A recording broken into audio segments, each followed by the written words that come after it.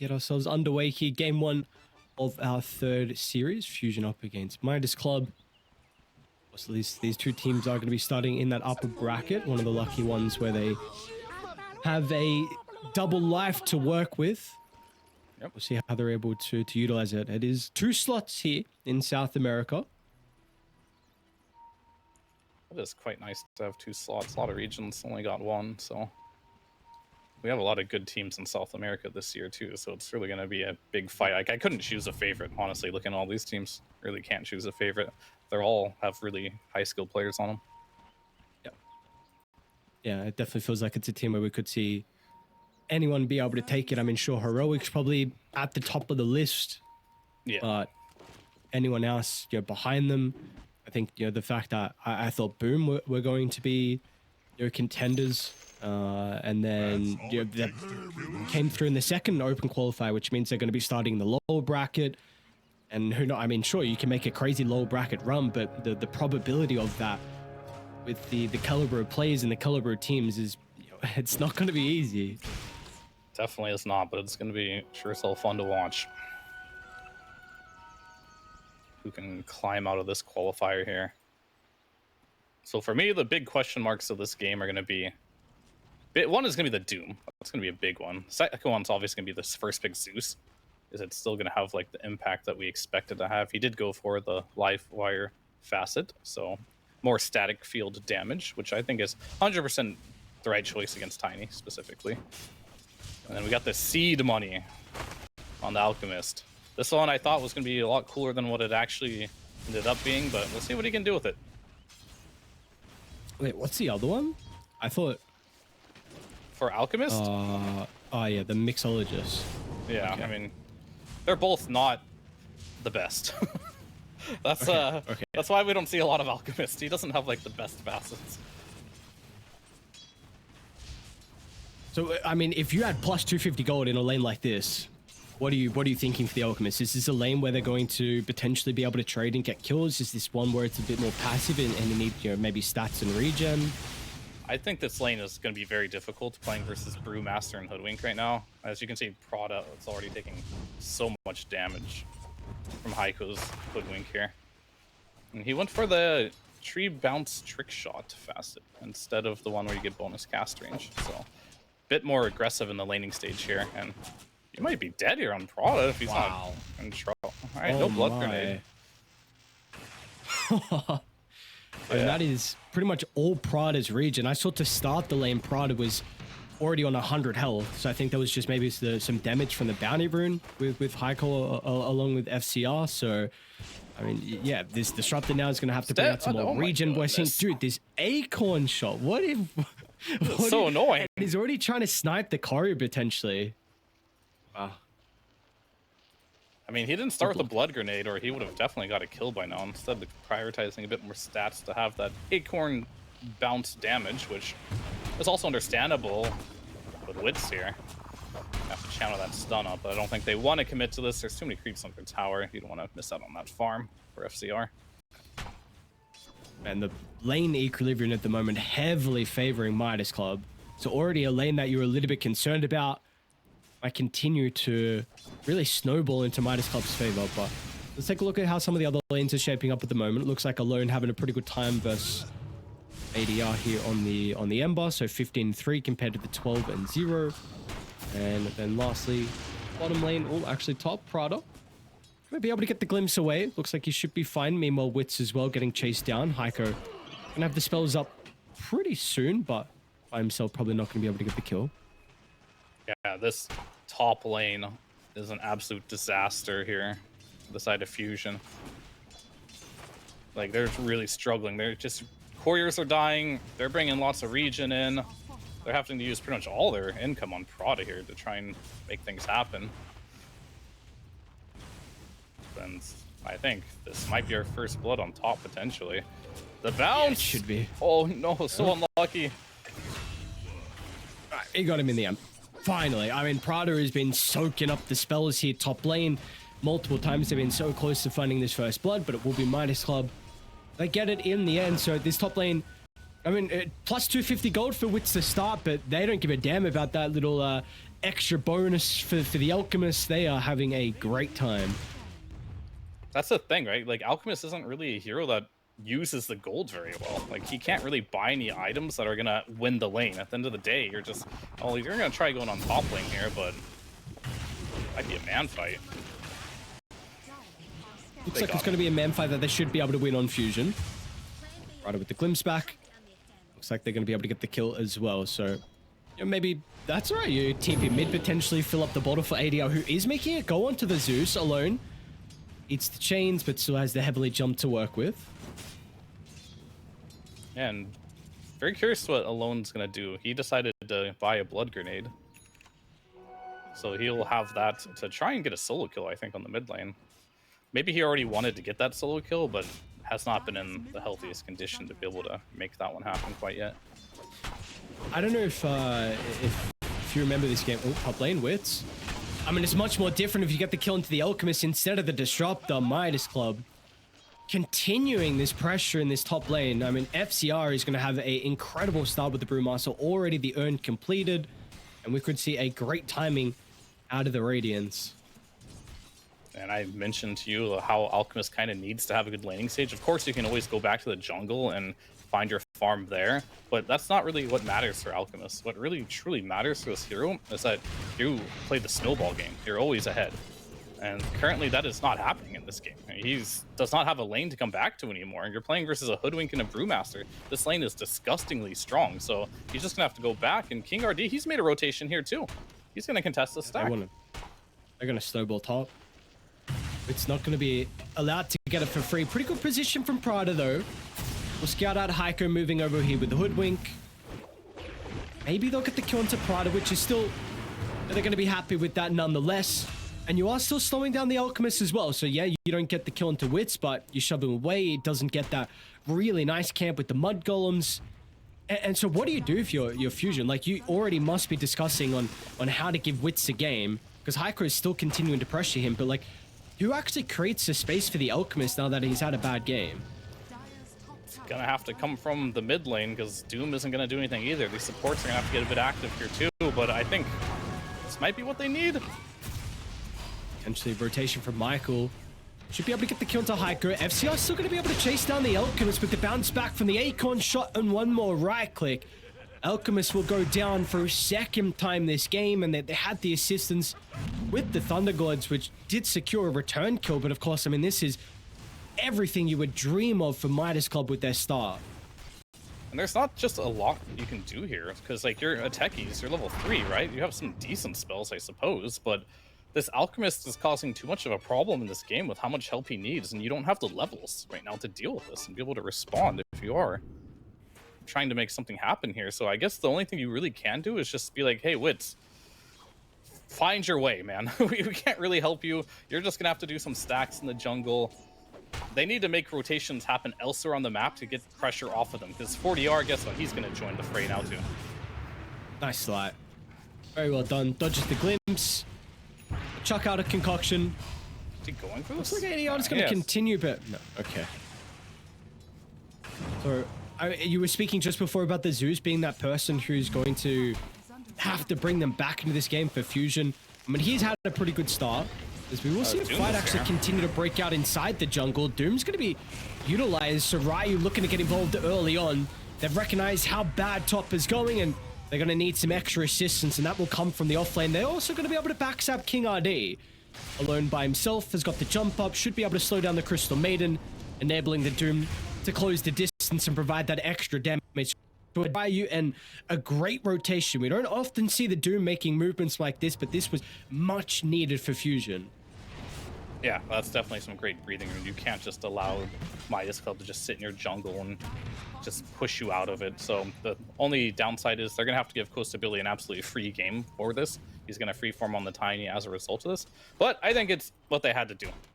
Because this Alchemist, he definitely is not having the game that he wanted to have, and he needs a lot more help. And I was saying how Alone kind of needs to make rotations to make things happen this game, but he's a Zeus. He doesn't really want to make rotations either, right? He wants you guys to make moves on the map, and he just wants to press R while he's farming. So everyone's gonna have to do a bit of give and take here. I think the Doom also doesn't really want to move, but in a game like this, these heroes are gonna have to make some rotations. There is a haste inside the bottle of the Zeus, and I think that will be a good option potentially to just go and use this one and maybe get another kill on the Brewmaster. But it won't be so easy this time without the Doom against the Primal Split that is ready to be used. And Heiko's being so annoying, just chasing Prada, messing with his stacks, doing damage. This Disruptor's only level 5, can't catch a break, and it looks like he might be potentially going down here too. Should be the case, unless FCR guesses the wrong direction. Oh, this is right, but I think maybe didn't see him in the end of the trees. Yeah. Okay, I mean, you got to get the town nonetheless. Meanwhile as well, I mean, your bottom, Costabile, he's been having a pretty good time. I mean, you see the Doom's net worth, of course, that's much higher because of the kills he was able to find. We'll hold that thought, Michael. Along with Key ID going at her, both the mid lane is going to look to rotate, though, and alone, oh, not enough damage with the Thunder Gods, and he's thinking about maybe stepping back in with the Haste Rune, might actually juke them out, but I mean, the Crystal Maiden's not going to still be there to get that kill. Yeah, haste just doesn't last quite long enough, and FCR, again, just... I feel like Prada's just getting bullied this game on Disruptor. He's just trying so hard to stack. And he is successful. They do have a lot of stacks, and I think now if you're a Midas Club, you go try your best to invade. There's no Thunder God's Wrath. You know there's a bunch of stacks here. And of course, 40R, he will pick up a DD rune and potentially go contest these stacks now, or potentially take them for himself. They do have like really good vision on Fusion. Like, maybe we can see the Doom consider about rotating. They're not going to bring anyone, though, so it looks like they're actually just going to give up the stacks order the Ember. That hurts. That definitely is not what you want, but they are going to make a rotation now. Zeus might be able to snag all these. We got a couple. Yeah. And the damage is done, though. The stacks are taken. That's like Disruptor's hard-earned work there. He's just been literally a stacking bot this game, and just... It must hurt, you know, to get those taken away from you here. I wonder if this Brewmaster is going to reach Radiance before an Alchemist, because that right there would be... Wow. Yeah. Devastating. That's not a good sign. And, I mean, we're on that trajectory at the moment. If Wits has a couple more deaths, I think for me, we're going to see Fusion. These supports are going to be level 6 pretty shortly. 16 stack camps, though, so they're doing everything they can on Fusion to try and bump this Alchemist up towards the Radiance, but hopefully that's going to help out with, if Prada's going to soak some experience to get towards a 6, you're going to have the tech is 6. In fact, he just has it now as well, so maybe that's going to be that extra little bit of damage that they've been lacking in some of these early fights. Certainly every little bit will help, but luckily your scaling on Fusion here is quite good. As we did mention before, percentage-based damage in this game, like, this Alch doesn't even have to be the carry of this game, is the way I kind of look at it. You could literally carry this game as a Doom or the Zeus potentially. Speaking of the Zeus alone, the wraparound from FCR coming through top lane with the Brewlings and the Sharpshooter from downtown. They get alone. Nicely done with the first split of the game. It's going to guarantee them a tower, and we've already seen how aggressive Midas Club have been playing, and now with this open tower, they can continue to invade and potentially get another kill. King RD with the wraparound behind. Clips Michael. They need to finish their food, though, and looks like ADR is going to be able to step in with a slide, so they'll bring him down as well. And again, importantly, this is a big tower for Midas Club to be able to find. It's definitely really big. It's going to open up the map even furthermore. The good thing that is going for you, though, for Fusion is that they are farming relatively well on all their heroes, actually. Like, this Doom, he's got free farm as well. The Zeus has been free farming. And yeah, this Alch, thanks to Prada, has got tons of stacks, so he's going to catch up into this game pretty quickly as well here. But it's still going to be a big issue, I think, this Brewmaster. You're going to have to find ways to kill him in the fights before he gets his ult off with this Radiance. And you do have some solutions. You do have the Doom. You do have Static Storm now available too, and those are some really good lockdown tools that you can use to deal with this Brewmaster. And we haven't really talked about Costabile much in this game, but he's been just free farming on this tiny non-stop here. Already up to the Echo Saber. Looks like he's toying with the idea of potentially going Blink Dagger next. Usually you see a lot of Shadow Blades on this hero as a second item, just because it gives you a lot of stats. not as reliable on the initiation front, so we'll see if he commits to this one or just picks up like a shard at the 15-minute mark as well. Does this Eventually he'll blink want like? that.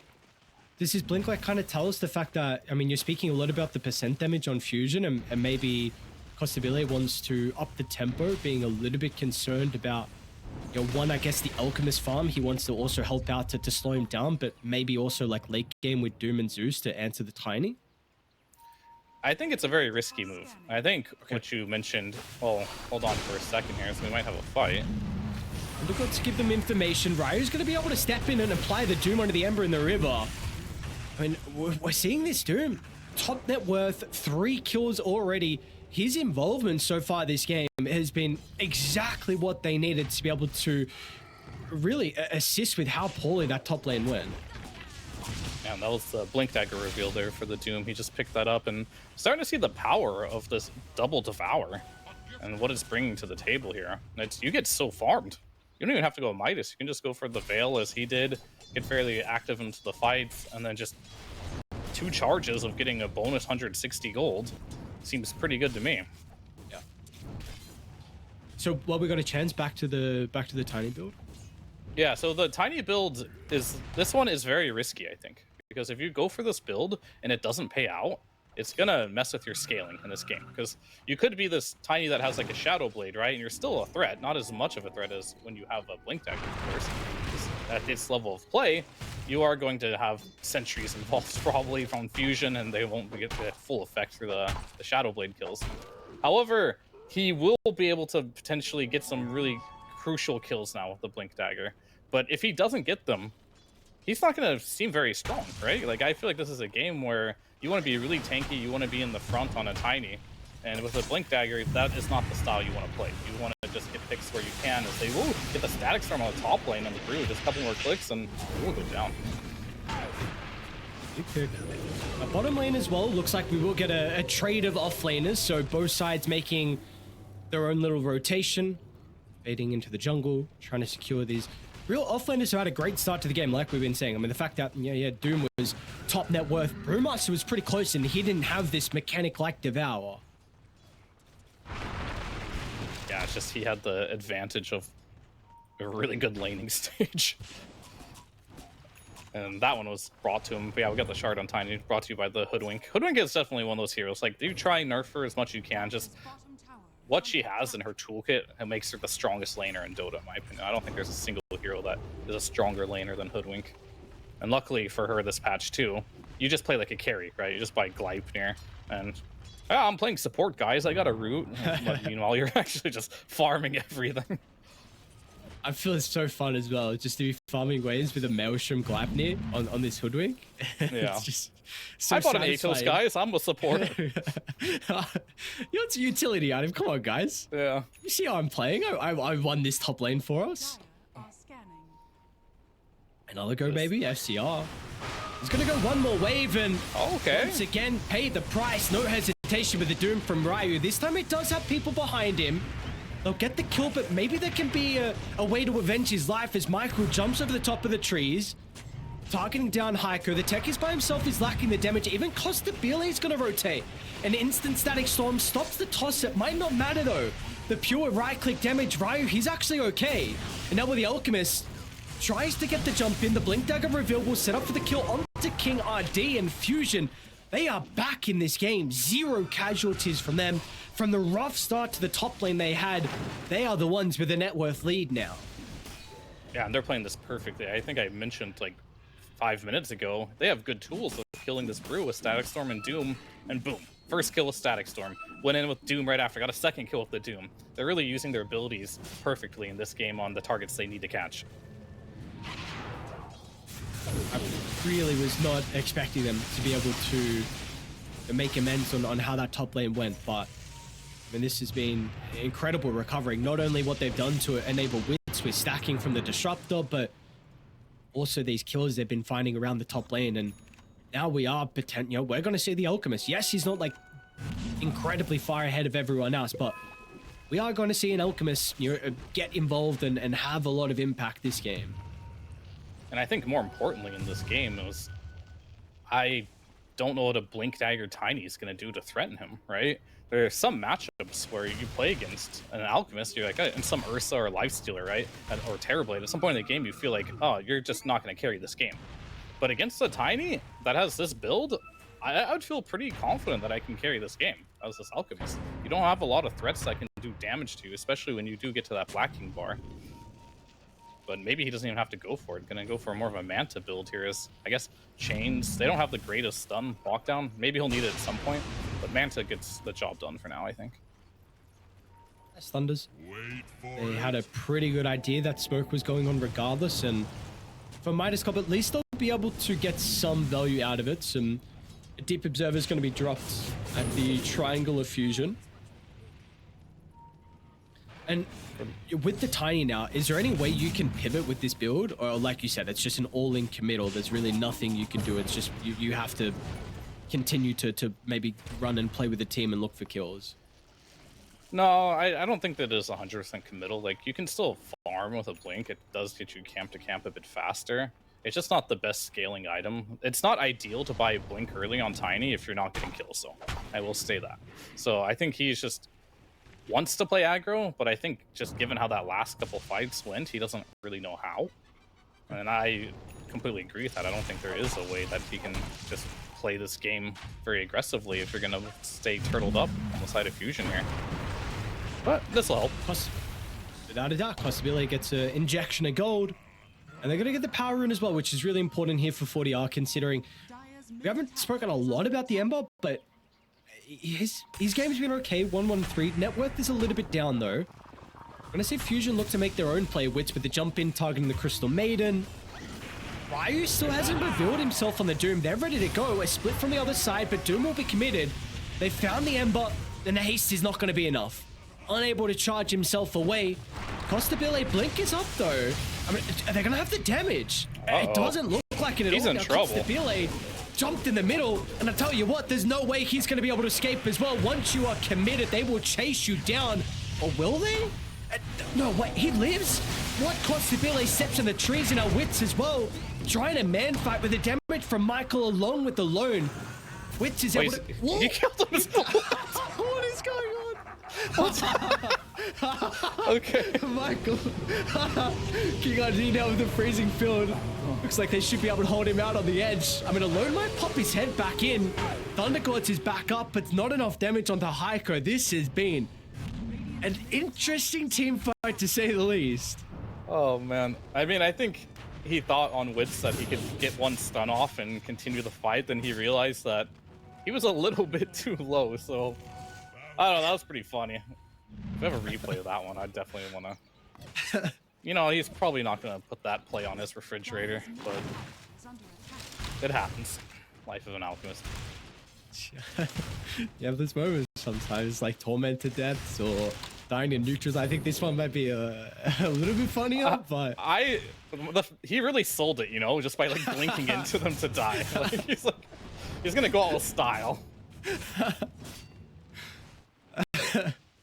Alright, well, dude, what are the takeaways from that fight? I can't tell who actually came out on top, because the net worth actually shrunk, and I thought Fusion got more kills, but it shrunk for them. Yeah, I mean, I think in general, like, you just had a lot extra time to farm it up there, but in general, I think time is going to be your friend on Midas for now. Not saying, like, just if you're going to get out-farmed entirely, that you should keep doing that, because that would not be particularly great for them, because you do have monster scaling heroes on the side of Fusion. This is why their draft in general, like, just kind of like favorite overall, just because of the raw abilities that you have to work with. Like, imagine Static Storm when he gets the Aghanims, Doom, you know, some double Dooms or Refreshers, Zeus as well. This hero scales incredibly well. And if you look at the side of Midas Club, the scaling is... You don't have threats, let's put it that way. Like, yeah, you have some, like, chains, you have, like, frostbites. You don't have that big, like, ability that can just lock one hero down and kill him instantly, which is going to give Alchemist kind of, like, a free game once he even just gets to, like, a Manta. I think one Manta style is going to give him lots of survivability. He can either get rid of chains, he can get rid of frostbite, and I think those are his two biggest issues right now in the team fights, so he can actually get attacks off. Smoke from Fusion. I will lead the charge. Even Thunder God to give them some information. have this smoke connect, and they are still sticking around. 40R and Heiko. Oh, what? 40R? What just happened? Oh, he's gonna try and TP. What is going on? 40R. I don't understand. Oh, that is a bit of a freebie there from Fusion. Did he get spooked? Is that what happened? I guess they baited that pretty well. They probably spooked him with the techies, and then they were just sitting on the remnant there. So, really good play there by Fusion to actually catch that one. And it's going to land him right next to the Roche pit, and we do see Wits pinging it. Like, it's Roche time, boys. Can you contest this on the side of Midas Club? Or do you just have to let it go? Mean, it's definitely... It's not a fast Roche, right? So, maybe you can, but still 10 seconds, no Ember. I don't think they have any intention to do so, because they would have probably had to smoke up and head their way right now, which they did not do. But it is a pretty good timing for Costabile. He has reached his Black King bar now, so he is ready to fight. A very conservative build here. He's going back into that Shadow Blade next. I mean, if he does get to items, this hero is incredibly strong. We did see in the couple fights what he is able to contribute, and this is like a painfully slow Roche. Alchemist ult just got back off cooldown. That's how long this Roche fight, not a Roche fight, this Roche has been taken. And it's not a particularly like amazing. They're setting up top. Yeah. Alone, they're gonna actually reinitiate onto the Zeus. The rest of the team took far too long to be able to connect with Alone and go for the kill onto the Tiny. They can Michael's fight, still gonna be able to land the jump in. Costabile looks to try and turn with the BKB. Ryu's gonna slow him down. Doom applied onto the Tiny.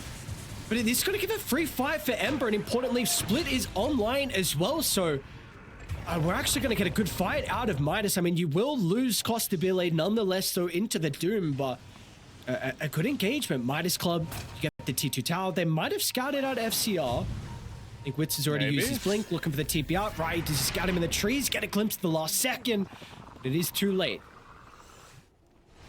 We'll just stun himself there again.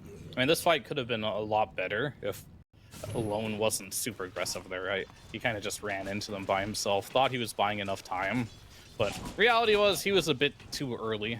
His team wasn't ready. They still had to finish the Roche on. So all things considered for Fusion, you can sit back and be like, well, you know, that we took that fight pretty poorly and it didn't go super bad, so that's something. We'll just have to take the next fight a little bit better, because you can't just start your fights with just a Zeus running into 5 heroes, right? That's never gonna work. And what, we're expecting them this potential next fight, maybe around mid lane, considering this tower's still up? Maybe, but their Alk is showing top lane, so they might be baiting mid here more than anything. FCR is pushing bottom, mid lane. They're smoking in a 3 to catch Alone again. And they're going for Alone. This time they don't have the tiniest damage. Alone's going to be able to leap inside the river. Importantly, no ultimates as well from Fusion. That Doom has been really pivotal to their success.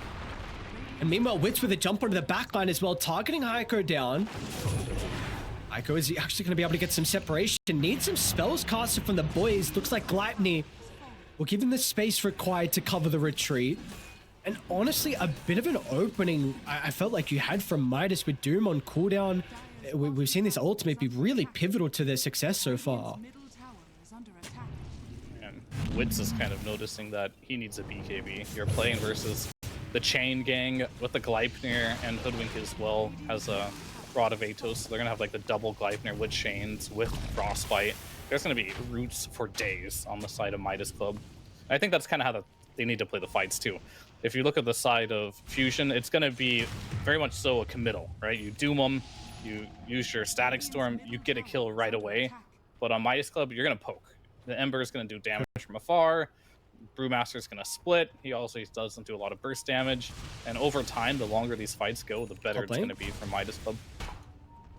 Costabile showed in the lane, and a couple Fusion heroes standing nearby. You can always BKB TP out, I suppose, but unless he gets doomed, there might be an opportunity. No.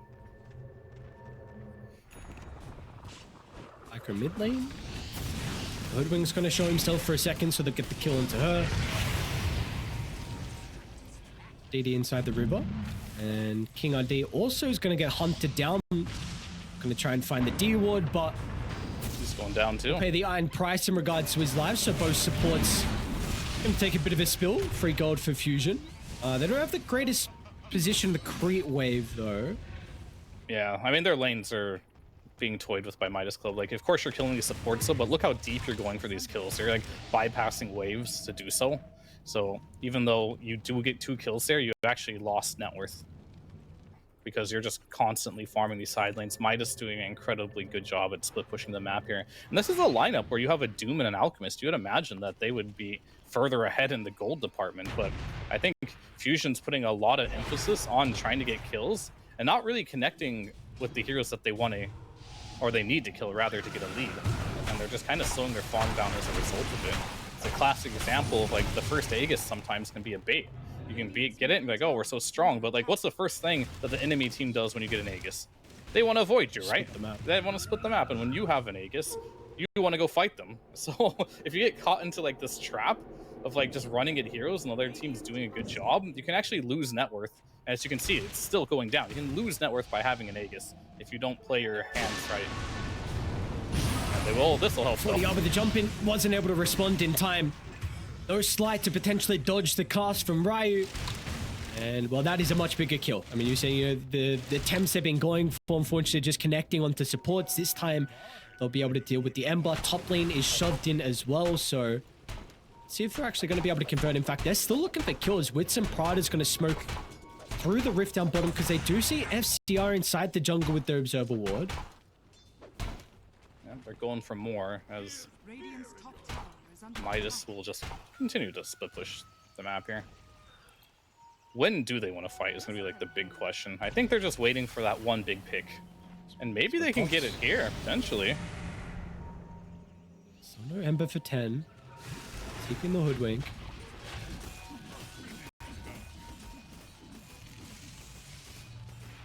They smoke themselves? Okay, yeah. Just the smoke from Costabile along with FCR.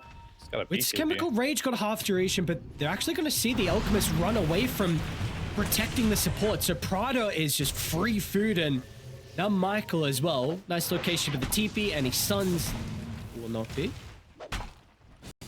These are heavy commitments, and these are not the targets they wanted, right? You don't want a disruptor with a 5-man smoking, but that's all they get. Top lane's getting shoved in, mid lane's getting shoved in. Both teams actually doing a really good job at reading the map and just avoiding ganks. I will say the Ember, maybe he was a bit greedy on his item build this game, not going for that Linken's instead going for that Gleipnir. We'll get caught a couple times because of it.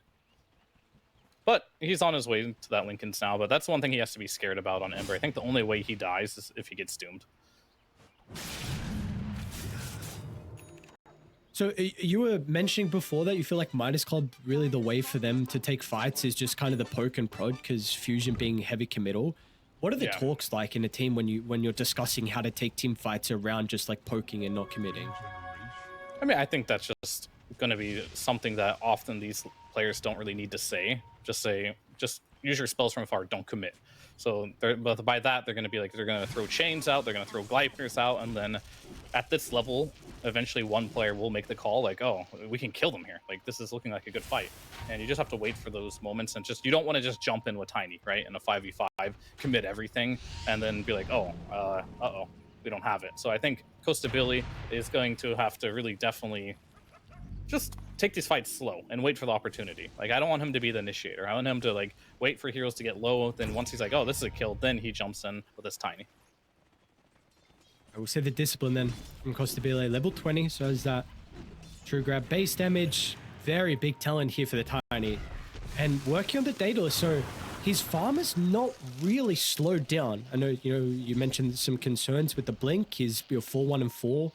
Got some kills, but they weren't really the most impactful kills, but he's still doing a really good job to keep up with his farm. Of course, I mean, there's a hero with the Ag Shot that does incredibly well at that, and he's even going to put some pressure on this top tier 3 tower. We'll force some rotations back, because bottom lane, there's a fight that's going on. King RD, well, he's got to go down, but I mean, you see that tier 3 tower top, I mean, a lot of damage, and now they saw the Doom TP top, so they know there's no offlaner for Fusion. This will be a free kill onto Prada. Yep, it's definitely nice. And yeah, about the Tiny's item build, like, I was afraid that he wouldn't blink and then he'd stop farming. and he just go look for kills and his net worth would fall off, but he just bought Blink and continued to farm, so it didn't really end up being an issue. Sure. The big problem would have been if he bought Blink, stopped farming, took a fight, and died. Well, this is a aggressive position to take a fight, but he's going to be rewarded, and that's 625 gold for a support. Not even on a streak. Yeah, what is that? I mean, he's got Daedalus now. That actually is an absurd amount of gold. Why was so much? Late game Dodo. Can't give away kills. Big money here. But the net worth lead is still, like, it feels like it's been sitting at this 1K mark for 10 minutes now. We're going to finally do a smoke out.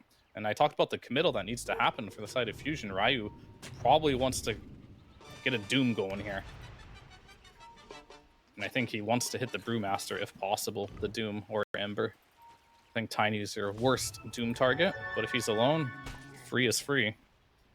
Wait, you can put wards in the fountain or inside the Lotus Pool? I didn't know that. Yeah, like, literally just, as well. just a ward inside the Lotus Pool. That looks really funny. All right, they're just waiting for Roche. There's great vision, though, for Midas Club. Or along this right side, if they take it far south of the map, well, the scan maybe connected. Not as much they can use that information. Michael. Oh. And there's a DD from Costabile. Oh my god, the Tiny's damage output. And Ryu, he doomed up the Tiny. So FCR can use the split. 40R is going to be enabled inside the team fight. There's not really much they have to worry about. And they have committed. This was your concern with the Doom use. And it not being a great one. There is no fight for Fusion. And unfortunately for Wits, he is stuck. I suppose can beat TPR. There's not going to be a way to cancel that. And maybe they're going to be able to chase down Prada as well. So it looks like Disruptor. Nice kinetic. And man, the fact they only lose the techies with an instant jump in and not the greatest Doom is, I'm a bit surprised. I mean, the power of BKB against Midas Club's lineup is astonishingly good. Like, they have nothing to deal with BKB, so if they ever always want a BKB TP away, it's fine. And Ryu just felt forced to Doom the Tiny just to dispel the DD there. So I told you that was like the worst target to Doom, but maybe in that situation it was the best target to Doom, because if that Tiny would have kept that DD, maybe some of these heroes would have died, but still not an ideal situation to be in, right? As Roche will be respawning on the dire side of the map here, and you've got no Doom, so no split either, though. Well, alone? Well, I think they saw... Yeah. Okay, he cancelled it. Yeah, that would have definitely been questionable if he went through with that TP. And I don't know, can you fight this Roche? There's a possibility. I think you really want these BKBs to come back online, so Doom's BKB is up. Alchemist, he's got another 20 seconds on it. Yeah, I think you can probably contest this. Drop him some wards here. King it's not RD. the fastest, but it is still going down. Yeah, they're just waiting for this 10 seconds on the BKB here. And 40R, look his positioning. You They're found him. gonna clump up and run together, but no one gets caught in the static storm. Costabile will look to try and enter with the BKB. Lot of burst damage onto Michael. They'll attempt to blow up the techies. They won't be successful though with the Glimmer Cape, and now Costabile getting chased down by Wits, and with the BKB on cooldown, this is where Logan gonna work. He's got an arcane rune. So the Zeus has all the spells they need to be successful. 40R Remnant over the top, but he has a warm welcoming gift with Alone's damage. A double kill for the Zeus. It's a late primal split, which is going to result in a lot of kills. FCR can do it by himself. He doesn't have anyone else to assist him. No buyback as well to be able to re-enter the fight from the Tiny or the Ember. But it's just the Brewmaster along with Heiko. They'll look to Prada next. But the split is about to expire. Really good micro. Oh no, he's cycling down Wits. It might not matter in the end, but the concoction connects onto one. Alone's got an ultra. FCR against the world. Can he do it though? No split. It doesn't seem like it is going to matter here in the end. TP out. Wits has got the concoction still. Cooldown Alone's there. Lightning bolt to cancel the TP infusion. In the end, they're going to get a 5-man wipe. Rampage for Alone. There's a gem there too, if they do notice it. Yeah, it gets double pinged. So that is a very costly fight for Midas Club. Getting full team wiped there and losing a gem on top of it. There's 2 gems on the deck, actually. Both teams had their own gem. And both of them will now go into the... Well, the couriers, they going? Can the CM get it? Not quite, not quite. They wanted it though. The supports instantly sending those couriers out trying to retrieve the gems, but they will not be getting them. So Roshan also going to go the way of Fusion here. So that was Roshan and a gem and a team wipe. That is definitely what you wanted if you're on the side of Fusion here to get this game number 1, finally feeling like you're in an advantageous position. Are there any like key takeaways from that fight? Because I mean, it seemed quite messy from either side. Techie's still giving 700 gold away for getting solo killed by Tiny. All right, that's the takeaway. Kill Techies. Yeah, I mean, I think this fight was incredibly messy, but I think the big issue was like Costabile committed, right? Like when you commit with this Tiny and you can't get a kill, which is exactly what we're seeing in this replay here, is you're in, right? And with this new corrosive weaponry, if you start getting attacked by this alchemist, at some point it reduces your base attack damage now, right? So you don't do damage anymore on Tiny if this alch can just like chonk on you through a full BKB duration. And that's exactly what ended up happening there. So I really just think the commitment there from the Tiny was the biggest issue from this particular fight, because once the Tiny goes down, you lose most all your damage there. Of course, the Brew still is doing some pretty good damage there, but you need your Tiny to be able to get multiple rounds of spells off and continue to go in and out of the fight. Okay. I think at least another takeaway for me is the fact how much FCR was able to do in that team fight. He got doomed too. I mean, yeah, I mean, that's, I was just going to mention, like, I feel like you need to continue dooming FCR, but the fact that he was able to somehow live through it and still get his ultimate off. So, yeah, this is something we need to see. You mentioned Costabile with being able to be more disciplined inside the fights, and how they're going to be able to address the Brewmaster, because FCR was, I mean, that was the saving grace. If Brew did not have the impact that he did in that previous fight, that would have been a disaster. So we need to see what they're going to be able to do to deal with him in these fights. Yeah.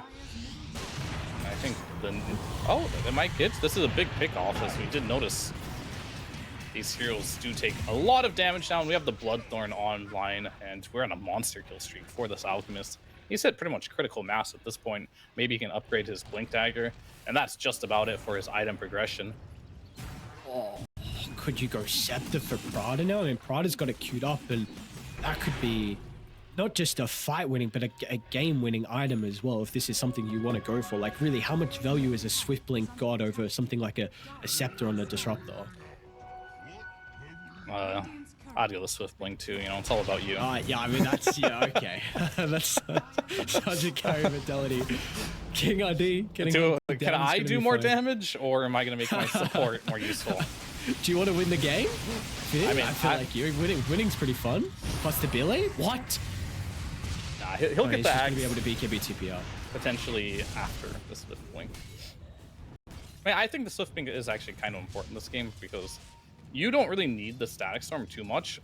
You just need to get these right clicks on Tiny. As I mentioned before, the new corrosive weaponry, incredibly good versus Tiny. He got his farming ancients in it. I thought they were gonna kill him. Okay, never mind. I just saw him spend like 20 seconds trying to farm an ancients, and then thought he was gonna get glimpsed back. But yeah. No, but for real though, that's probably the best play. I think the Disruptor should just go Blink Dagger right now and get Golden Axe, and then now you have this additional threat in the game, right? You're already worrying about these Dooms, and eventually there's going to be another set of Dooms too, just because he is going for that refresher, and just about has it actually. And if you add Disruptor Axe on top of it, these are just team fight spells that are very difficult to play around. There we go.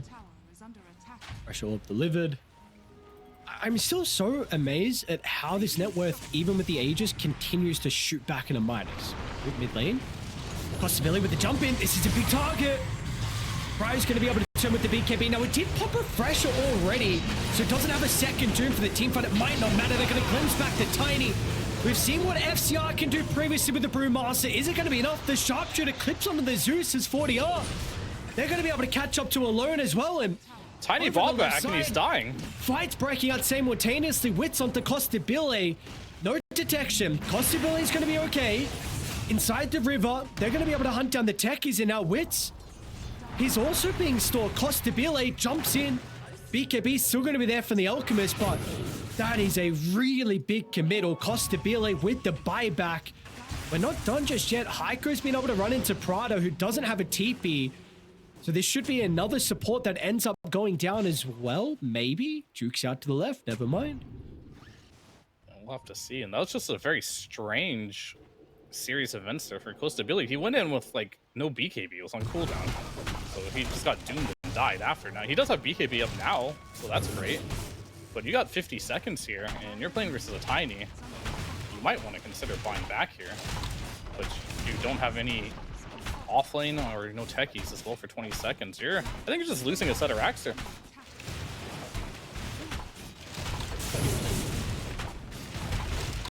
And down it goes. Would you want to go for a second one?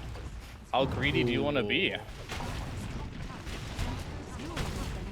Apparently greedy is the call. Yeah. I mean, you've got no buyback on this Tiny. Is he going to jump in? Lincoln spot, 40 on now, turns with the BKB. Tiny's committed with the first stun, and I mean, he pulled back prior, and you are in. Looks like he's fine though. TP up, man. Costabile playing with fire. Looks like at least everyone else is going to be able to escape as well. So they get a full set of barracks mid. They will also get the melee barracks as well. All right. Pretty good results there. And they're just going to doom the squirrel here. You know, I'm all for it. This hero's annoying. Very, very farmed as well. 1,000 gold he just gave. Like, what is it? Yeah. Double devour used. I like how when you hover over devour, the tooltip says, still digesting that delicious creep. The things I don't really look at unless I'm casting. Where is this? Look Am I at Doom. blind? Devour. Yeah, like, I'm looking. The buff.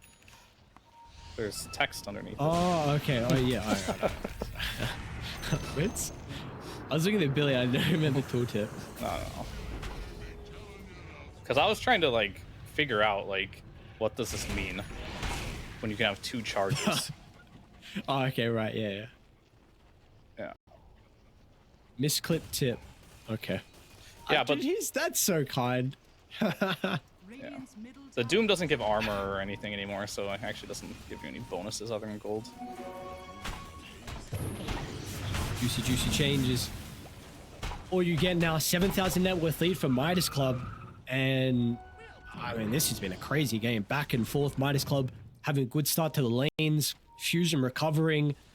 And then your Midas have been in it every step of the way, but really haven't been able to build that net worth lead. But now after being able to claim that full set of barracks mid, feeling like they're in a pretty good position. But this game is still incredibly close. Anyone can take it 45 minutes in.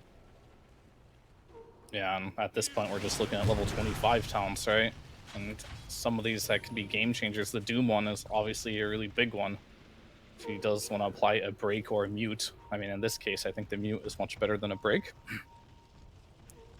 Not a whole lot to break on the side of Midas. Zeus, he's got his 25, so he's got the AoE lightning bolt.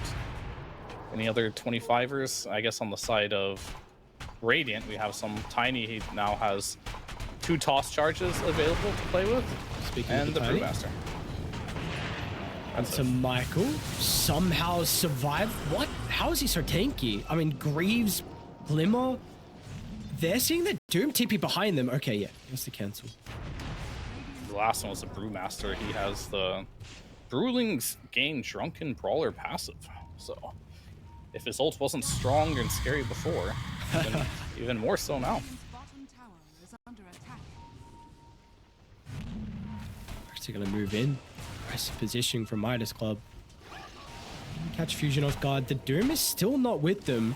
Why are you playing away from the team? And they're gonna smoke his full Costabile. Face checking the high ground. Will not see anyone. No information to work with. Yeah, both teams smoked up here. Who can find the angle? Should see the Alchemist illusions pop out of nowhere. Do we have any idea? Thunder Gods gives him the information. 40 they got the Tiny. Some chaos. Tiny, though, looking for the man fight over the Wits, but once a corrosive weaponry goes to work, this might be dieback. Costabile's in some danger. They both die, but now over to the left side, they've also caught the Ember. Stuck inside the Static Storm, but the BKB will cool down. Fusion find 3, and they're not done. A glimpse back onto Heiko. He'll be able to scurry into the trees. Looks like he's okay, but the Brewmaster once again looking for the Hail Mary play to do it by himself, but all alone, I don't think it's going to be enough. They'll deal with the Brewlings. I mean, a crazy attempt from FCR, and now he's going to consider about making it out. The great escape, but once he pops out of the Primal Split, there's a Doom awaiting him. Ryu is holding it. And this is going to be a 5-man wipe, but it looks like it in the end. Piker wanted to jump back in to assist with the Brewmaster. A 2v5 they thought was possible, but not to be, as Fusion Club find all 5 and Roche. It'll be up as well. They do have to deal with their base, but it will not matter in the end. An incredible fight from the boys on Dial. Yeah, you were able to take out that Alchemist with everything that you had, but that was the only thing you could do. And kind of mentioned it a while ago that I don't think Alk is like the be-all end-all carry this game, and this Zeus is kind of like showing that here. And the fight recap, like how much damage he did, 7,000 damage in that fight as Zeus. Absolutely insane numbers. But you know who else did the most damage from Midas Club? It was actually the Hoodwink. Hoodwink almost did 7,000 damage too, as a position 4. That's absolutely insane. And he just has like Gleipnir. Yeah, I was just gonna say that. Like no crit stick, no Daedalus, just the Gleipnir. That's maybe not gonna be enough to win you this game here, but like it's something, that's for sure. We're just seeing the issue that we're having, like playing against these ults, getting doomed, getting stuck in Static Storm. It's like really starting to add up here, and like you don't have a lot of tools on Midas Club to really just like make things happen. Like you got to go on Tiny. I'm surprised Tiny was able to just, you know, solo kill the Alchemist there. Wait, what's happening? He's walking down the Doom. I mean, they've got respawns up surely, I suppose. Ryu, is he going to be chased down now as well? He has refresher in a couple seconds, but should be able to potentially activate this, not unless Costabile is in with enough damage. Chain control, it's perfect there with the toss. He's dead, gem dropped, and refresher put on cooldown. And there's an Ags on the floor here. Disruptor is gonna, he may not got the Ags from the Alchemist. Ah, I see. But he got it from Roshan. They're gonna actually smoke from Midas Club, so no Doom for 80. An aggressive play for them, running into the Aegis advantage from Fusion Club, but they feel like this is a bit of an opening from them. Definitely is an opening for sure. But I think patience, something we haven't seen a lot of in this game, but if there was a time to have it, now would be it. Triple Gleipnir him, why not? Well, alone? Alone just jumps aggressively in, but that's that Scepter Static Storm. It doesn't seem like it's going to matter, but the buyback from Ryu, the Tiny is just gone. Oh. No Costabile disappeared from the screen. And now Midas wants to call. You got to retreat because the Brewlings are falling and they're doing it fast. Over the right side, they'll get the kill into Techies. Now Doom's in trouble. It's going to be a dieback from Ryu. On his dying breath, he pops the Doom, but 40R with the Ember Spirit.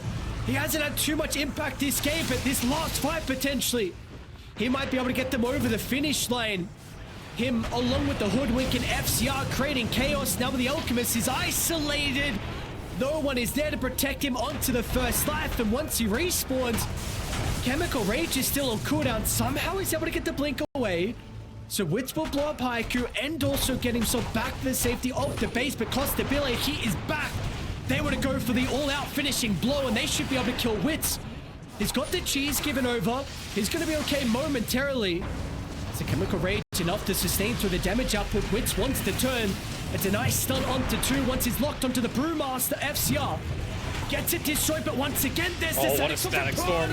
Onto 2, Michael with a jump in. Alone's damage needs to be big. Isn't enough from the Zeus, it is. That's a dieback onto the Tiny, but 40R once again is going uncontested with the buybacks from Midas Club. That will be the thing that wins them the game. Man. There is no way they're going to be able to do it alone against the world, but Fusion Club, they had no buybacks, and that will be all she wrote. What a crazy way for us to end our game 1, but Midas Club will take it. Yeah, these fights were just long and drawn out, just the way Midas Club wanted them, and I think this is so stupid. Like, full gauntlets. This is just dumb enough. He's got like it's his innate ability, right? Darkseer's intelligence cannot be lower than either his strength or agility. So people just like mass strength items and you get free agility, pretty much. So he has 34 strength, 34 intelligence. I don't know why I said agility. I meant intelligence. You get like a bunch of intelligence. You go double bracer with Soul Ring, right? With the full gauntlets? I mean, some of those can just be casual. Probably get at least 1 or 2 bracers from there. And after that, yep. Soul Ring if you want. I usually see like mana boots get picked up because you do need mana on this hero. Okay. Just the starting item build is funny because like you're this 868 HP hero just walking around with 5 armor. Is there a single hero that has more HP than him? No, he has more HP than Underlord. I guess Tiny's the only hero that has more HP than him. And there's a reason why like, some of these heroes are in the meta right now. Like tanky heroes have been the meta for a couple years now. Ever since like the Wraith Pact kind of era. Hasn't really changed since then. And these just so happen to be the tankiest boys of them all. See a fight? No, looks like we're not going to see it fight, so... Alright, let's see how we get ourselves underway here. I'm slightly favoring Fusion. I mean, I really like the potential of Pipe on Darkseer and their avenue to be able to dive aggressively onto the Shadow Fiend. I know this is one thing you mentioned, is that his big weakness is like heroes collapsing on him in the mid lane. So we're going to have to see how you can do that if you have the Venge rotating, the Spirit Breaker as well with an Iron Shell, maybe like level 6 from alone. So I think just that, being able to slow down 4DR and the potential lack of damage from the pipe until the Ursa comes online. I feel like late game could be a very different story because how Ursa looks this game, but I feel like the mid game, I do feel like I like Fusion's draft a little bit more. Where are you currently sitting though? I mean, they both have some strengths to it, but I would prefer to have Midas Club's draft, if you were to ask me, just because I think this Darkseer doesn't have like a ton of illusions he can really make, and even if he does make illusions, like the AoE damage on Midas Club to kill illusions is really good. You got Freezing Field, Firestorm, you got Requiem, Raises. I feel like the team fighting this Darkseer, he might struggle finding impact in the team fights as I'm getting. So you're going to be playing for most likely a pipe on the Underlord as well with like some auras, and I feel like damage, it's really just a loans pick. I feel like it's really volatile. I don't see what this Wind Ranger is really bringing to the table if you don't snowball super hard, because you can die. It could be a very difficult game for a Wind Ranger, and you have a very single target focused lineup here. But we'll have to see here. Both drafts, they do have like merit in how they can win. And how's Darkseer doing? I always love to see how this hero does at level 1. Oh, he's getting bullied really hard. Might be dead. And yet, I think so. Let's check up on how he's doing. And he's just getting bodied. Oh, is he? Is he dead? One more right click. Yeah. Constantly. He got on it with the forces full.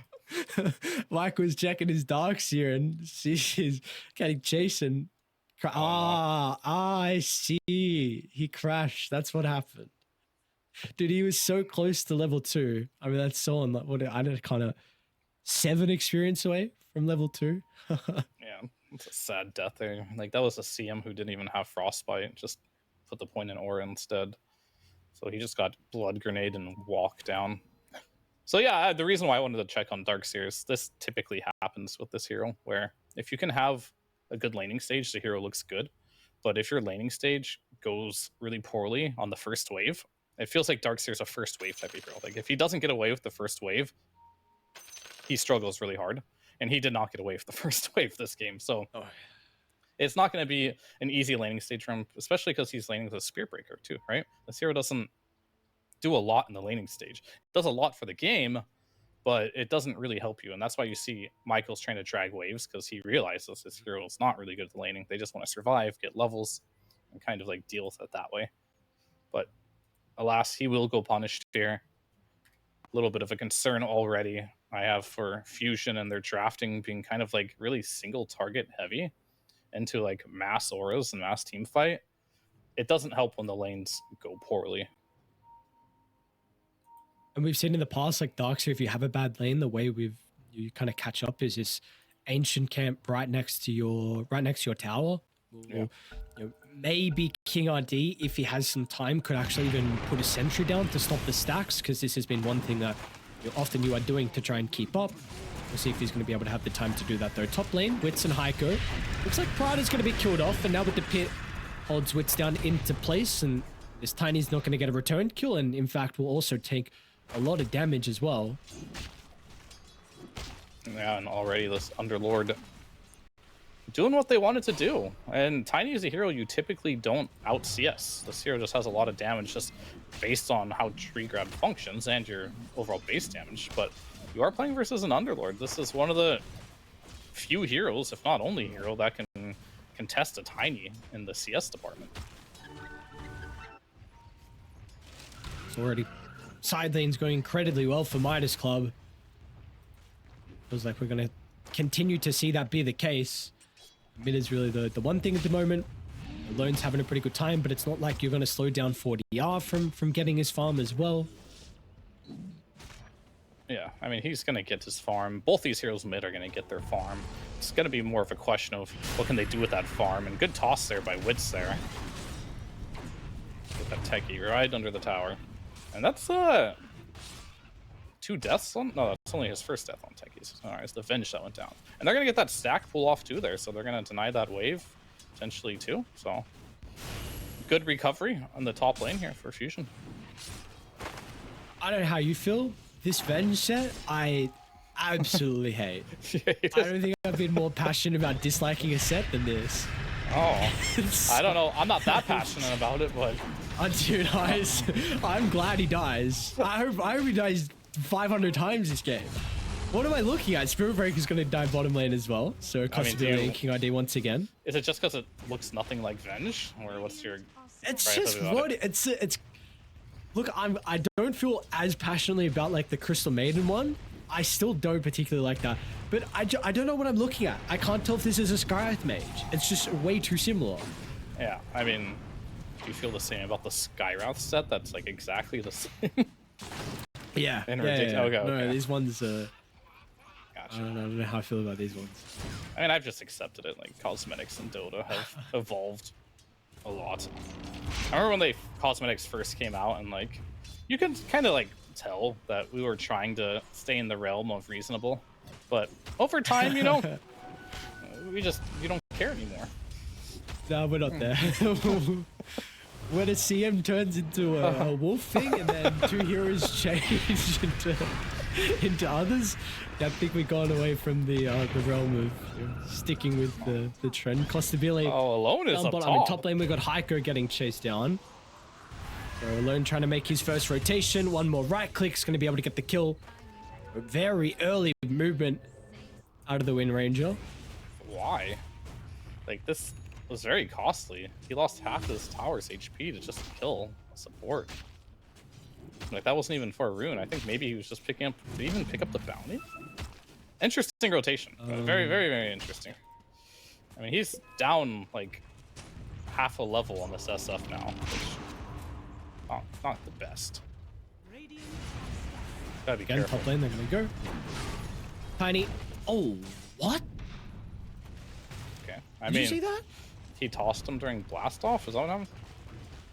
Yeah, but that looked. I thought it landed. I don't know. Those pretty goddamn quick fingers. Yeah. Well, Dota 2 says it did not land. Mid lane now. Rotations coming up for the power runes. Let's see. Looks like it will be an arcane rune for Prada. Meanwhile, King ID is a bit separated from the tower. 40 is actually going to charge up. He got feared to the left. What? Okay, I mean, Alone. That makes no sense. What just happened? Sometimes pathing is really funny. Like, I think the pathing just like when you're in small little areas like that, it doesn't know which way to run your hero. But, like that fear like ran him into him. Honestly, Alone is very fortunate that he was like 0.3 seconds away or less from dying himself. Because Frostbite was almost off cooldown. If he would have got that Frostbite off, then Alone would have for sure died. Windrun was down, you would have got double raised to the face, he would have been slow. So very, very, very close kill. And I think the only reason he got that kill is because they had that ward on the high ground there too that saw the Crystal Maiden. And he's playing that one on a knife's edge, that's all I'm saying. Yeah. Yeah, very close. Working or not working for alone. Oh. He's maybe gonna. Welcome to Shadow Fiends right there. Yeah. 2 nukes and Just pump it out. you're dead. We've seen with some of the rotations that bottom lane has been left alone, so Costabile will continue to farm. This is going to be an incredible Battle Fury timing. We know this Ursa late game versus the Tiny is a very big threat, like you were mentioning, and importantly means Ryu's not going to have a good time on the darks here. And it doesn't seem like he's got a double stack at the far right Ancients, but it's going to take a lot of time for him to be able to catch up. Maybe they can manipulate mid with some rotations from Michael. An aggressive charge, but King RD be okay under the tower. The Shadow Fiend is just... I mean, that's last pick Wind Ranger versus first pick SF here, and still losing the lane. From a drafting perspective, not good. Not good at all here. It's like kind of interesting, this patch, right? Like, there's a lot that needs to be hashed out, but there's some heroes that have like these really useless abilities now that just don't seem to matter. It's like the Shadow Fiend Feast of Souls. Like, it's like such a bad ability on so many accounts. But the hero's still OP, even though just one of his abilities are just bad. It's because like these facets and these innate abilities are just better than your abilities sometimes. Like, how can an innate ability just be better than one of your skills? I don't really understand that. Like Necromancy, innate ability, 10 times better than actual ability Feast of Souls. Yeah, very cool. Top lane, Wits. Looking for the toss back, FCR.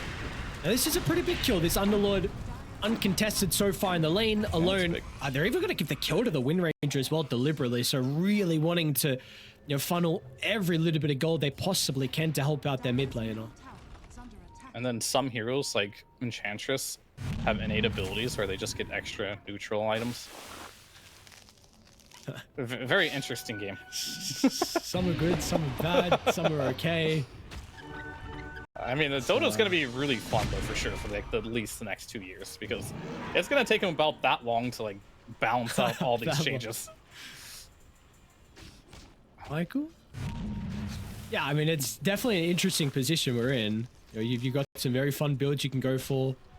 I think we'll hold that actually thought, because top lane once again they are smoking. I don't know if they smoked under the Radiant Observer Ward though, and this scan's gonna turn red regardless. So nice read from Midas Club. Now let's see what they want to do, if they want to potentially smoke to top, or if they're just going to rely on their TPs to protect the Underlord. They will not continue in that attempt though on Fusion.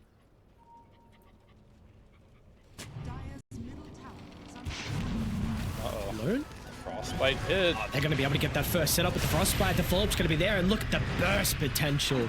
Down goes Alone. Pride is going to be chased down next as well. King RD, 3 points up in the Frostbite. It means his cooldown incredibly low to help out with the control, and now this tower is going to be pretty vulnerable. We already see how much damage they've been able to dish out, and it's a catapult wave as well. Yeah, it's gone for sure. There's nothing to do. No way they kill Costabile. Okay. He's got his ult up. He should be fine. All right, my last rant here. Do you know what the worst ability in Dota is right now? I don't know. There's a lot. What is it? It's Phantom Assassin's third skill. Like by far the worst. The worst ability in Dota right now. You can rand off the Costabile. He's getting dived here, and Raid's going to be activated. Heavy commitment. Oh, yeah, with the blink dagger. 40 out with the blink as well. It's already online. 11 minutes in, and now with the combination, Wits down to half, but the ultimates weren't enough to get kills. At least they did keep Costabile alive. That is the most important thing. And now there's 5 heroes from Fusion down bottom. All right. I mean, all things considering, and blink reveal, like that wasn't so bad. Like they were able to get out scot-free there. Not too bad at all, but the supports are a little bit struggling here on the side of Fusion. Level 5 Spear Breaker, level 5 Vengeful Spirit. They really want to get their I know you hopes don't want up. to speak about the supports. I know you want to rant about Blur. It's okay. You can do it. All right. I'll just finish up. Like this spell. All right.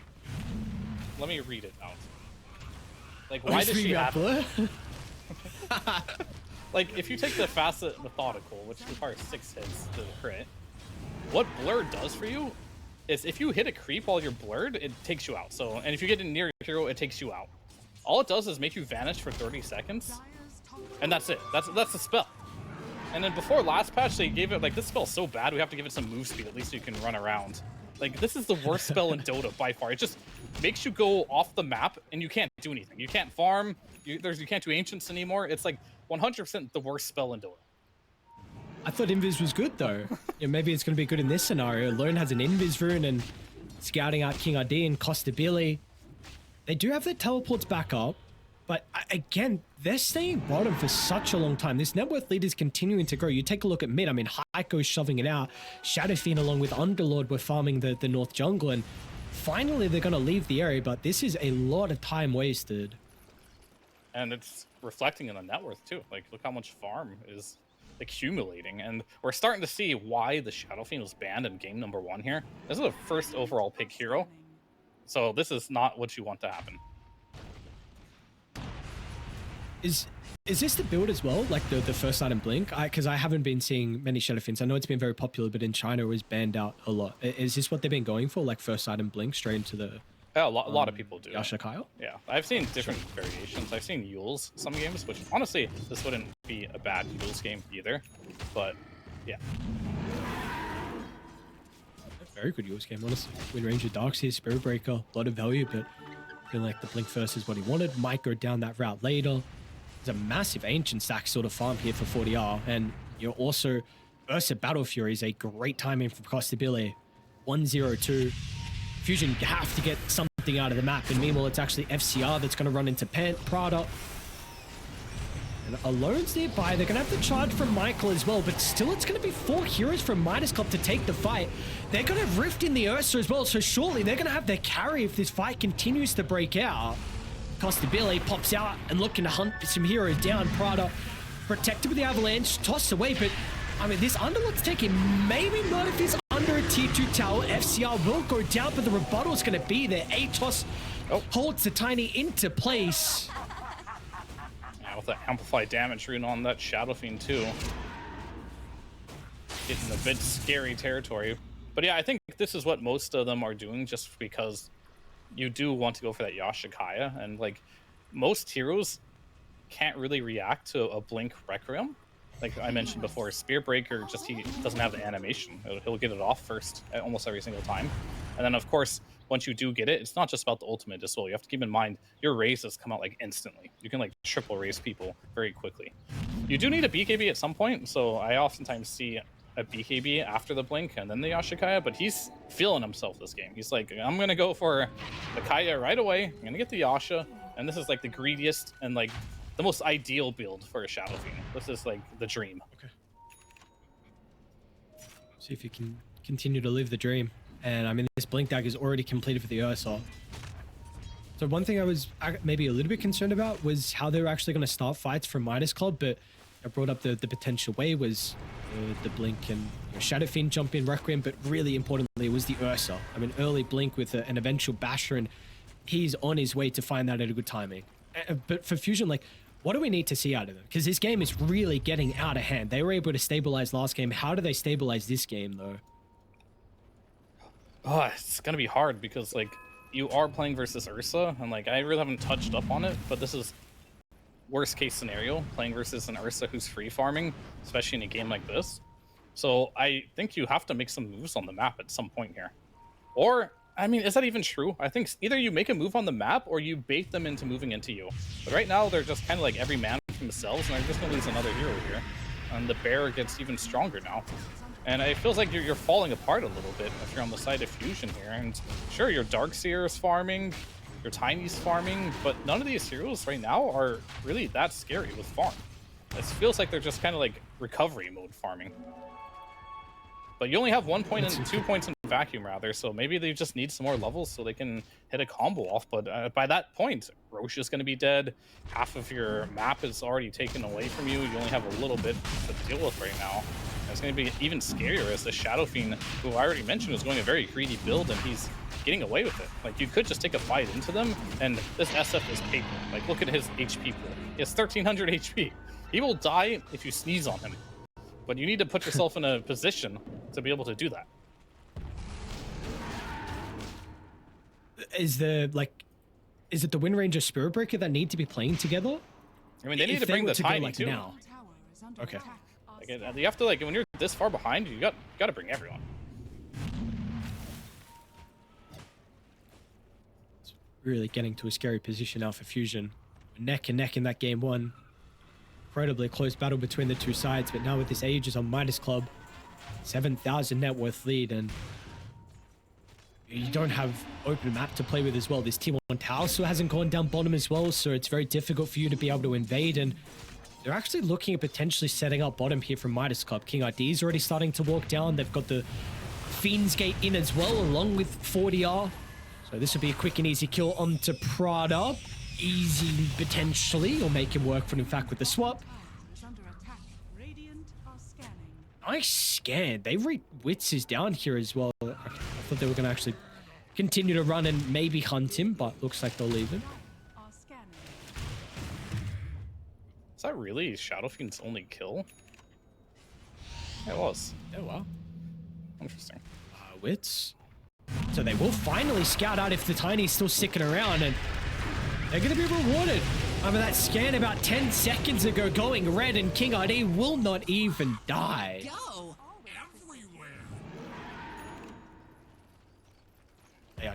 They are rolling here from Midas Club. Train does continue.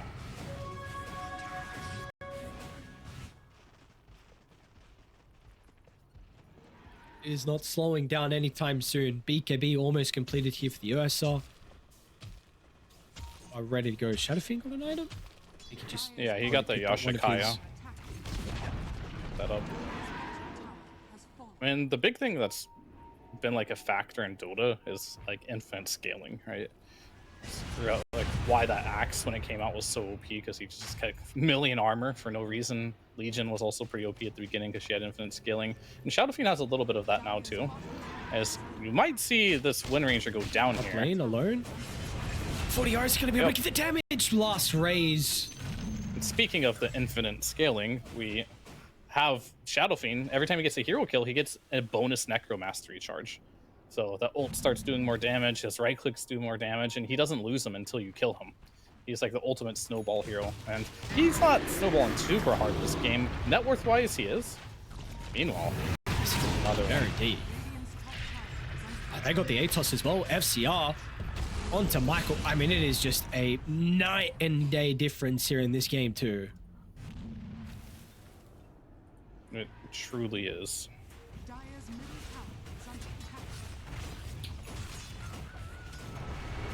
Mid lane,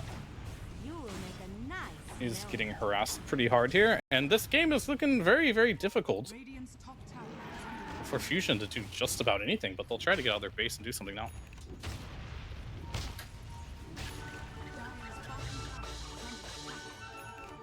You have Tormentor up and Wisdom Room in about 30 seconds here. Midas Club to be able to snipe. Maybe they're going to look for a fight on Fusion. They are starting to set up. See what they can do with a team fight combo. Vacuum, Avalanche, it needs to be perfect. You're going to blink from Wits. It's all or nothing now. Scan connects, so they know this potential fight is about to occur. Midas Club, they won't walk unaware into the trap. Yeah, the vision is good here. They're going to bait. Oh, they blinked in. Sabile, an aggressive jump. Maybe they're going to be able to get he's on the other side of the gate. Inside the base. He might, I mean, it pops to BKB, and that's on the first life. Is this an opportunity? What are they going to be able to do from Midas Club to be able to keep Costabile alive? It looks like nothing. He is gone. King ID, he will not be able to TP out as well. So, all right, a really big opportunity. They capitalize on that. They're going to be able to get the Tormentor. They don't get the Wisdom Room, but they're not out of it just yet. I don't know who was the genius there. I'm sure Costabile did not think that would happen, right? When he went in there, he was like, oh, I'm just gonna kill a free Venge or something, but their whole team is just sitting there waiting. He gets tossed into the base, and obviously Midas Club, they weren't really looking for a team fight there, as SF did not really show up for that one. Underlord was also out of there, And that's a big win. I mean, you need a few more of those, of course, maybe like 4 or 5 more of those. You're still down 9,000 gold, but that's a start. That's definitely a good start. And more than anything, that Ursa is now going to be a little shook before he jumps in next time. He's going to have to think a little bit more.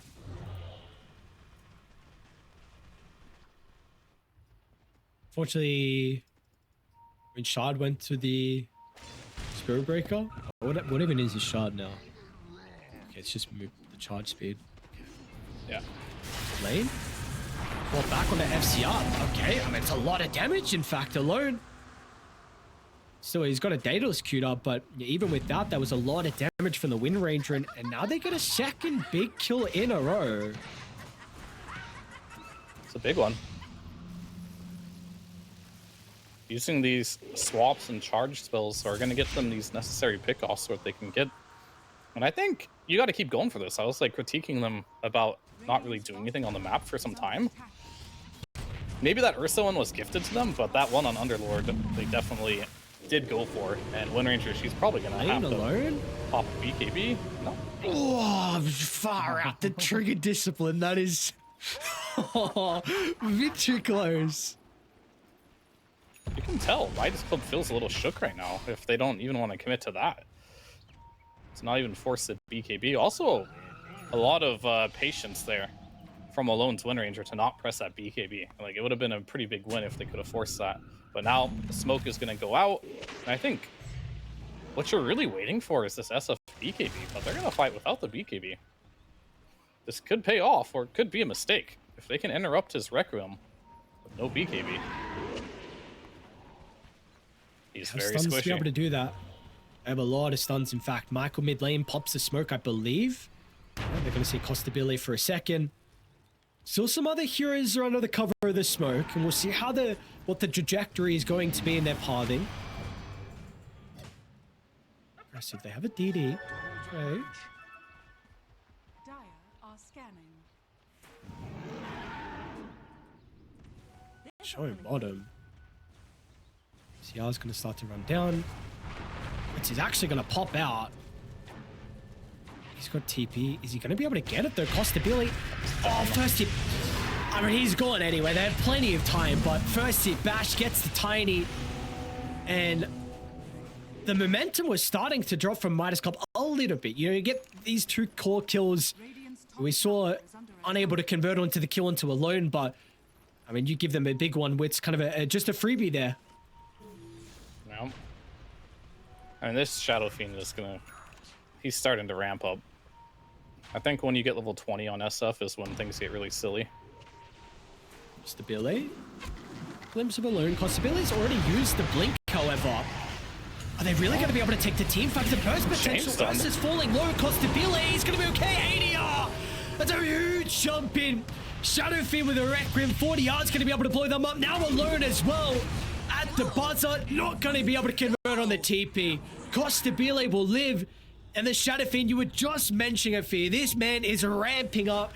Didn't even have the BKB. It wasn't a concern. A big ultimate from him and a successful team fight from Midas Club. Yeah, they used every single stun on that Ursa, which means there was none available for the Shadow Fiend. But like some of these stuns that I talked about, they're too hard to use anyway against the cast speed of this Requiem. It's just too fast. Venge stun, too slow. Spear Breaker ult, too slow.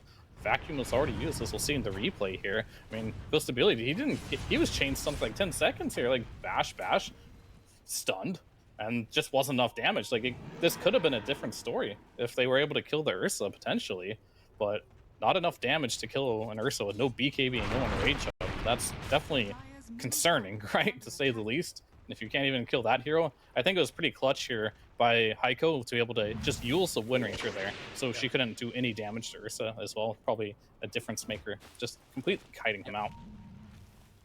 I was about to bring that up. Very nicely done. Because, I mean, how different of a fight that potentially could have been if you blow the Ursa up. Maybe you have time to respond with the Shadow Fiend jump in, but now it is a completely different story. 40R, BKB. I mean, you have the Whisper of the Dread as well, so more Spell Amp, and he's already one component of his way towards the Scepter. And keep going, and he's almost level 20 talent too with its more Requiem Fear lines. Yeah, it's getting to that point where it's going to get very silly, the Shadow Fiend. He already is looking really good, but soon he'll be able to just go in without fear and fear all of them, honestly, for like 5 years once he gets the Scepter online. Radiant's And that is a successful team fight, which gives you items right before Roche as well, importantly. So the second Age is now potentially the one to help them go high ground. If that is the case, No banner. which I suppose is one of the weaknesses for Radiant, is their ability to go high ground bottom lane. There's going to be a kill to the Underlord. So your Fusion sense a bit of an opportunity to be able to catch up the Underlord playing away from the team. It's something. And the Underlord, I didn't really notice, but he went for the Axe. Okay. Probably why he doesn't seem as tanky as he should be. This Axe build is more of a, like a team fight tool, I'd say. More than anything. How noticeable is the Horde from the Facet? Is this actually like, is this okay, this Facet? Or is this other one just like really crap? The other one is actually kind of cool. It just gives you like cleave, more atrophy aura you have. You can actually like cleave the whole screen if you like kill a couple heroes in a team fight. But I don't think it's very reliable. Where you always got the boys with you, you know. Oh, that's right. you always got the. It's more reliable. Let's put it that way. Is it good? Really? It's not really that great, but Dire's middle tower. it's reliable, I suppose. I mean, with the It's the Axe, boys. yeah, you get the boys with you. Like they're emotional pillar of support. Radiant's bottom tower is In- under attack. Ice Frog and the devs behind, they're going to do all they can to keep Necro in the game. If they don't want to bring back the item, they're going to do whatever they can. Yeah, Book of the Dead or whatever it is, and then Right. apparently now Underlord has it as well. I hope this game goes 60 minutes actually, and he gets the Necro book too, and have all the boys. He's got to do it. Emotional support, like you said, that's the big thing. Minus what they need. You know, 13,000 net worth lead. That's not enough to boost emotions. Need some extra Necronomicons running around with them. I don't know if they like made the Necro books better, but the last time I saw them, like when it first came out, they literally had the worst pathing ever. It feels like they just wouldn't even target heroes. Like if they would change it so they prioritize attacking heroes over creeps, like there's a team fight and it walked past like 3 heroes to go farm some creeps. So I'm hoping they fix the pathing. Either that, worst case scenario, the Necro books are just a good farming tool. Your boys come out and while you're team fighting, they'll farm for you. Oh, I see. Under attack. So instead of instead of using, oh, hold that actually, what's going on bottom? Smoke from Midas. It's like they'll maybe run into Prada. Wits continue to run to the right side. What did Prada slip past them as well? Okay. Nice dodge. Very well done. Yeah, I mean, they evaded danger. Still not putting themselves in a position where they're taking a lead of this game by any means. I think what they're hoping for is maybe a high ground defense here. Defend by your towers. So the line has been drawn by Heiko. Let's go invade the enemy triangle. Push it up there.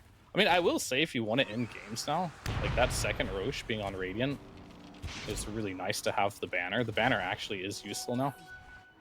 It's a really good sieging tool. Tower is under attack. But, you know, Cheese is more of like a team fight tool. So if they really want to min-max how they want to use this Aegis, they'll probably want to look for a team fight because, as mentioned before, the Shadow Fiend did not take the Presence Affects Buildings talent. He went for the raise damage instead. Radiant's top tower.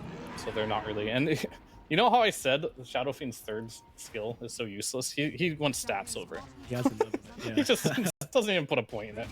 It becomes useful at level 25 if you want to get the Feast of Souls grants 40% at cast speed, but you only really need like 1 point in it because Feast of Souls is like the worst scaling ability in Dota. Like imagine this, right? It goes up 10 attack speed per level. It goes 40, 50, 60, 70. You know what's the funniest part about it as well is like the talent at level 10 gives you 30 Feast of Soul attack speed. Like the talent is like 3 levels of Feast of Souls. Yeah, yeah. I mean, the cooldown doesn't go down at all. The soul cost doesn't go down. The mana, like, it's Yeah. just... It is like the weirdest ability that was ever been like, you know, they had a lot of stuff to put into the game, right? But like, there's some oversights in the game, and that was definitely one of them. Like, how do we want this spell to scale? Let's go 10 attack speed per level. That sounds good. What would the talent be? Let's give it 30 attack speed. I'm sure this is fine. Which is a glove. Okay, the glove of haste is 20 attack speed. So Yeah. I thought this was going to be maybe one area where Fusion could take a team fight or at least make him work for it, was the fact that I thought Midas Club, maybe their high ground siege could be a little bit difficult. I mean, Ursa's always been not the greatest high ground siege. You're playing with like repositioning from the tiny, the vacuum, and like the wombo combo, but they kind of just give up that tier 3 tower. I mean, 600 health left. Yeah, I mean, Ursa isn't great at hitting buildings, but he's a lot better than he used to be, because his innate ability gives him 1.5% of his max health as like to base damage, right? So he just kind of does more damage with his right click. So if you look at him, he's at plus 180, which he would have never had in the old patch. And this is why Ursa is good again. It's not only just because you can hit buildings, it's like the laning stage, you just get a bonus like 12 damage. And that was like the biggest issue with Ursa before, it's like you could never farm in the lane. Smoke up from Midas Club. Remnants of this Aegis. Yeah. Trying to use at the last second. Maybe they'll run into Michael. Too late on, however, so okay, he's able to get out. Aegis, I mean, lead is growing slightly, but haven't really been able to take any big fights from Midas Club. Right. Remember what I said about the Ursa versus Wind Ranger matchup? Yeah, not good late game with MKB. Yeah, and Abyssal. He's got both. Positioning has to be really on point for alone. Level 20 himself, so extra damage with the Daedalus, but he's going to be perfect not to get caught from the Ursa. A couple other heroes as well. Yeah, he's dead in one Abyssal Blade. I mean, I like the itemization of going for the Aghanim's next. Maybe you can use invisibility to help him. That's another Should be good thing pretty about obvious. Ursa. Top lane. I was just saying you can shoved out, solo. so yeah, this smoke isn't going to work. Oh, not happen. Oh, or is it? No, really? Okay. I mean, they'll get the kill into the tech, because this is right next to the base, though. Costabile with the Ursa? jump in the turnaround. Look at the damage. Costabile. Are they going to be able to bring him down? Alone, trying to commit. Can he get the last right click? Chasing with a Rin run. Not enough. Now they swap away. Prada keeps his mid laner alive. And they are out. Wits was thinking about finding an angle to jump in, so close to blowing up Costabile, but in the end, not enough, just lacking a little bit of damage. I mean, they just didn't have detection for that Glimmer Cape. Whoever glimmered him just saved him, and he didn't have his ultimate available either because he used it to solo the Tormentor. And I was going to mention another good thing about Ursa is he's one of the few heroes that can solo Tormentors. But it does cost you your ultimate. But he goes unpunished for that one. Radiant scan. Ultimate greed, getting the Tormentor, taking the team fight after. No detection. Like, you have to be very frustrated if you're on Dire right now with just how things went.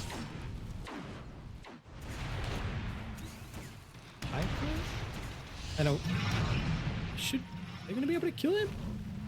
It's two supports pushing really aggressively. But they're always, I suppose, going to have the rift in. BKB is still on cooldown as well from Alone, and oh my god, he's gone, and Acostabile's onto Wits as well with 40-yard jump on the backline. Great reaction out of Michael, however. That charge, Nick, a timing to be able to prevent the Requiem. But you got no Wind Ranger for 60 seconds here. And this is just methodical play by Midas Club here. Instead of forcing the high ground, they take the objectives, build the lead, win through good game mechanics and understanding. Sorry, while we have time, I really want to speak about, do you like this build from Wits? Is going phylactery on a core tiny, on the one tiny? I prefer the Daedalus personally, but it's like the other option. It's decent burst damage, it still gives you a crit. And there's some things good about it, but as mentioned, I prefer the other item. Oh, they're gonna Making a fight blink in one. out alone. Michael They Okay. get the charge away, any control. Wait, what? What? Okay, I don't know. Nice vacuum, though. I know that's pretty goddamn good, but there's no follow-up. 40R with the Requiem protects him inside the wall, and now they are gone. Turning to run away, Wits. Blink up in 3 seconds, and they're going to be able to find him inside the tree's vision.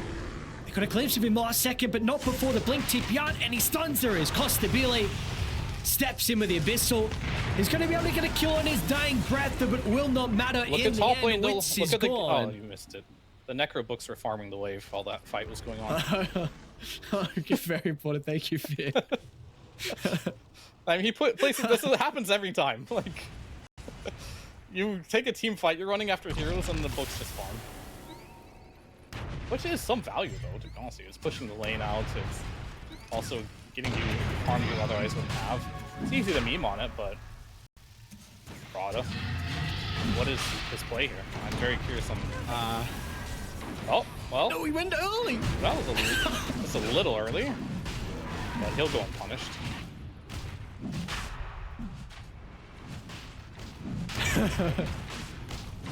Well, Oh, Ursa just got a mags. I- Oh man. oh, no. Attack. Ages as well. Very close to Swift Blink. And Cheese. You've still got one on 40R and another onto Heiko. I mean, I am impressed by a couple of things in this game. One is just the resilience that Fusion has had in this game to just continuously stay in it. And the other one is actually the patience by Midas Club here. You can really tell that they just don't want to make any big mistakes. Because they could have forced high ground several times by now and tried to make it work. But they've decided to play very, very safe and just continue to grow this lead. I wonder when that will end, though, because there is a point where you probably can go high ground. Very good. I'm not sure when that'll be. Like, it could be now. I mean, Techie's is going for an Aghanims. He almost has it, actually. Somewhat close. Yeah, you got to win the game at some point, is what I'm getting at. Like, the lead will continue to grow for you, but at some point, you got double cheese and Aegis right now. Okay, I mean, you're going to amp damage. Maybe this could be the fight to take. One thing to mention, Ryu did complete a Hex. So I don't, let's see. Let's see if this is an item that you potentially can help them with a little bit of chain control to blow someone up. Yeah, the problem is no matter how big your Vac wall combo is in this game, SF ult is just going to delete every illusion you make. Every single time. And that's kind of like an issue. And there's nothing you can really do about that either. Unless you can kill the SF before he gets his ult off. So maybe that should be the tentative game plan here. Find this SF and kill him with this Hex before he can get his abilities off. So is this it needs to be smoke wraparound? You know, someone Yeah. play inside the base and then some of the other heroes look to wrap around to get on top of the Shadow Fiend? I think that is the most logical play here. Because if you just let SF, well, maybe he's got a Hex now too on SF. You have to deal with this SF, right? That's just like 100% without a doubt something you have to do. If you just sit in your base like this, they're just gonna keep farming. Scanning.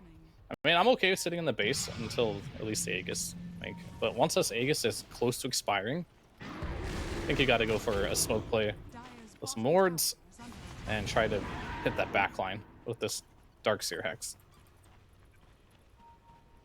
This game doesn't seem like it's getting Is under attack. easier without a doubt with all these items. I mean, Costabile level 25, so Earthshock charges, BKB in the backpack. Saw the Shadow Fiend pick up a fresh item. He's getting close to his 25 as well. I don't know what this goddamn scepter does on techies, but see, I know it's the old one, but like I've not seen techies go scepter in such a long time. So yeah, let's see this network league continuing to grow. Sounds really annoying for Wind Ranger, actually, if they do. Like, every distance you move, it sends an explosion on you. Wind Ranger likes to move a lot, so it's definitely good in this game. It's just kind of hard to place it, I feel, in some of the fights.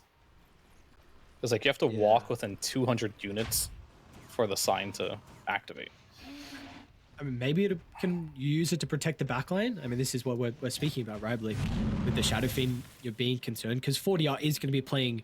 He can easily blink into the middle with BKB. It's not going to take him long to get the Requiem, and maybe that minefield can just stop them from trying to wrap around and find an angle.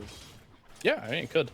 We'll have to see how he uses it, but it's definitely They interesting. are under a ward by the Lotus, and now 40R is going to be able to remove the Hex, and my God. I'm no buyback there for Alone, and they can go back through the rift and look to beat the river and now close to the base. And the Necro Books will push the wave out. Look at that. Nice. It's a farming tool. I'm convinced. This is just a straight up farming tool. There you go. So no Alone, and now no tier 3. A point blank swap into the toss up, but Costability is fine with the rage activated thanks to the scepter. You are not going through this Ursa at the moment. Rich get richer here, almost 40,000 gold lead. And this game is just, it's been all Midas Club for like the entirety of this game. There's been some signs of life here and there from Fusion, but it really just feels like they don't have many play options in these team fights.